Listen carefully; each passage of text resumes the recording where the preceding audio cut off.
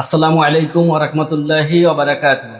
সুপ্রিয় দর্শক ও শ্রোতা, আজ আমরা জীবন ঘনিষ্ঠ কিছু ইসলামিক প্রশ্ন উত্তর সম্পর্কে জানব এবং শুনব।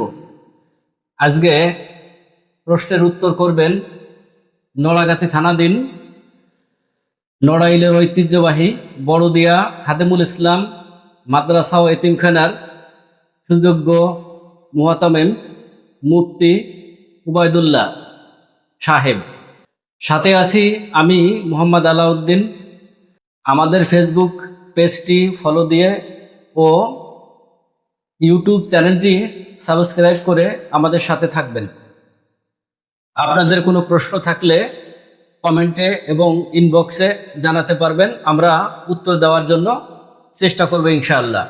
ওকে, তো আজকে জানবো যে একজন প্রশ্ন করছে যে ওযু করার জন্য কতটুকু পানি প্রয়োজন, আর সেই প্রয়োজনের অতিরিক্ত পানি যদি আমরা ব্যবহার করে থাকি তাহলে এখানে কুরআন ও হাদিস এখানে কি বলে, বিধান কি আছে। অজু করার জন্য কতটুকু পানির প্রয়োজন? নবী করিম সাল্লাল্লাহু আলাইহি ওয়াসাল্লাম উজুর ক্ষেত্রে 2 সা বা 2 মুদ পানির কথা বলেছেন, যাকে আমাদের দেশীয় ভাষায় 2 লিটার বলা চলে। কোন কোন বর্ণনা ক্ষেত্রে পাওয়া যায় 1 লিটার পানির কথা।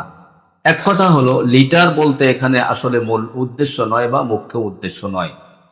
একজন ব্যক্তির ঠিক যতটুকু পানি প্রয়োজন, ঠিক ততটুকু পানি যদি তিনি ব্যবহার করেন তাহলে তিনি গুনাহগার হবেন না।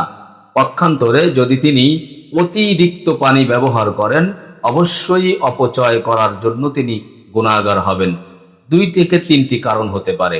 1, পানির অপচয় করা। 2, আপনি পানি বেশি ব্যবহার করার কারণে বিদ্যুৎ বিলের অপচয় হচ্ছে, এবং আপনার পাশে আরেক ভাই হতে পারে পানি না পাওয়ার কারণে তার অজু করতে দেরি হয়ে যাবে। অর্থাৎ অপর ভাইয়ের হক নষ্ট করা প্লাস অন্যান্য ক্ষেত্রে যে ইসরাফ রয়েছে বা অপচয় রয়েছে, অবশ্যই উক্ত ব্যক্তি পানি বেশি ব্যবহার করার কারণে অবশ্যই তিনি ইসরাফের গুনাহগার হবেন। নবী করিম সাল্লাল্লাহু আলাইহি ওয়াসাল্লাম বলেন, যেই ব্যক্তি অপচয় করলো এই ব্যক্তি শয়তানের ভাই। সুতরাং অপচয় থেকে আমাদের অবশ্যই বিরত থাকা দরকার। আল্লাহ তাআলা আমাদেরকে হেফাজত করুন। আমিন। ধন্যবাদ আপনাকে।